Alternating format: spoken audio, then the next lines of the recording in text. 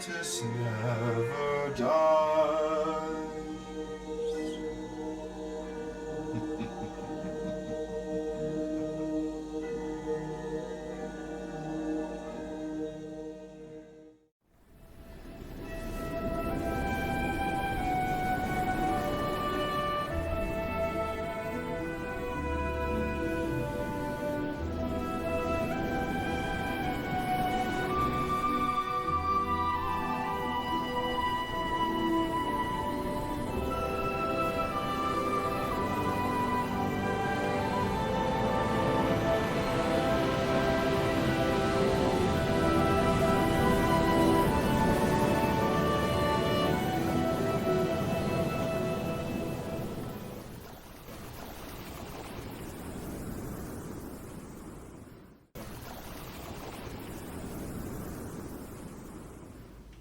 Last time on Dragon Ball Z.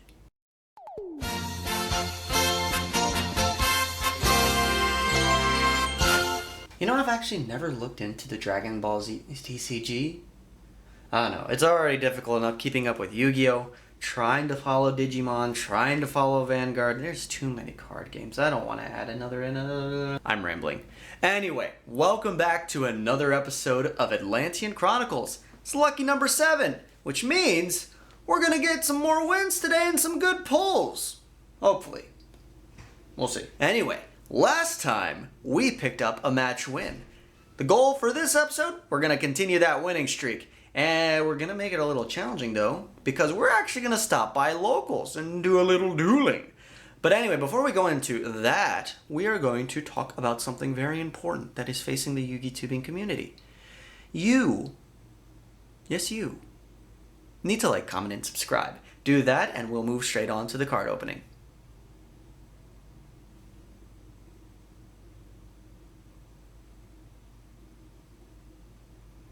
Did you do it?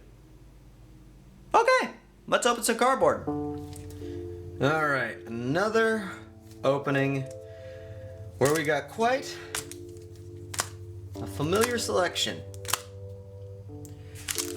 We are going to try to build up our Mermail core a little bit more. Hey, that rhymed. Neat. Shadows in Valhalla. Any of the secrets would be cool, but realistically, we are after super rares in this set. We are after Abyss Megalo, more Abystheus, as well as, you know, picking up an Ash Blossom would be cool, but Megalo and Abystheus are what we're looking for. Chaos Neos is not what we're looking for. Megalo! Ooh, first pack, it feels so good! Already, we are off to a flying start. Omega Summon. Elemental Hero Neros. Gateway to Chaos. Megalo, we can get by with one. I'd maybe like 2, but 1 we can definitely get by. That makes a huge difference. It helps search our Abyss Scale equip cards, like our negates and all that jazz. So anyway, back into Abyss Rising. Build up our Mermail core. Maybe, hopefully get the big ol' XCs. Mogmul. We have Mecha Sea Dragon Plesion, Heroic Advance, Fishborg Planter, Slushy, Retort. We've pulled this before. My gosh. What is with our Secret Luck and Abyss Rising? And just not the secrets that we want. Bahamut Shark, even though is...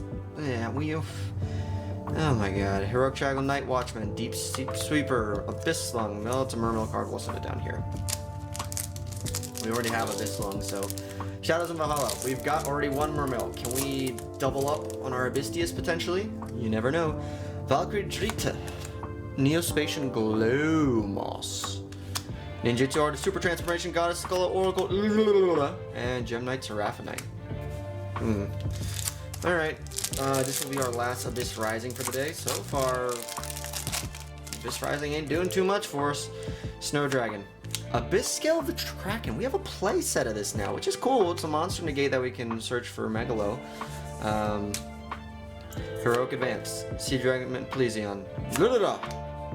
Justice of Prophecies are rare. And... Oh my god, my god, my god. Holy shit, we pulled it. It's not...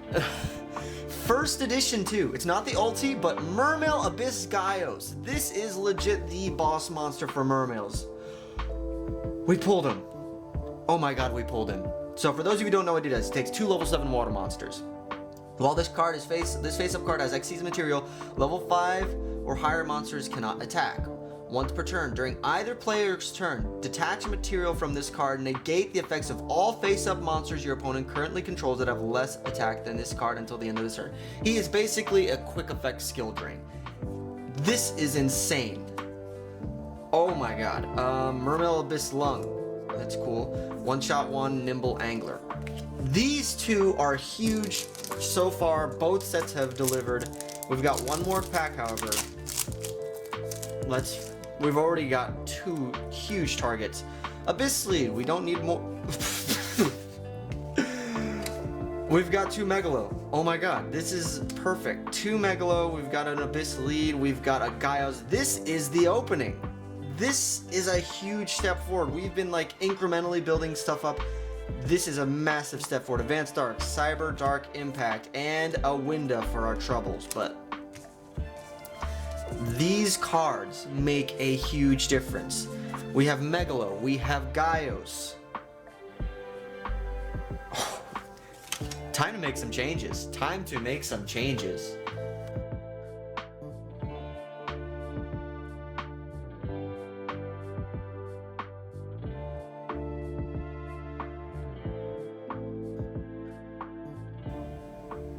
Gyos, we got Abyss Gyos, and we have 2 Abyss Megalos. This is massive. The consistency of our deck and the power ceiling of our deck has just doubled.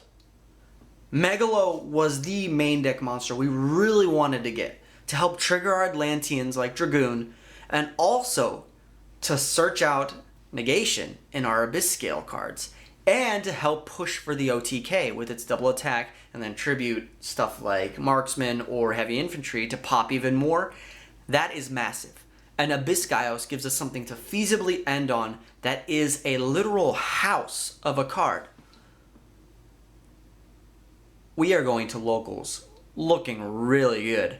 Now, at the time of recording, I am currently based in the Naples, Florida area, and we will be heading out to Twin Palms Gaming. So if you are in the area, feel free to stop on by. If by some chance in the future, I don't know when this is going to air, I haven't really figured that out yet, but by the time this is up, I may or may not be in Florida anymore, but you should still visit Twin Palms Gaming because the place is awesome, and the owner's great, and it has a lot of different TCGs like Vanguard and Digimon.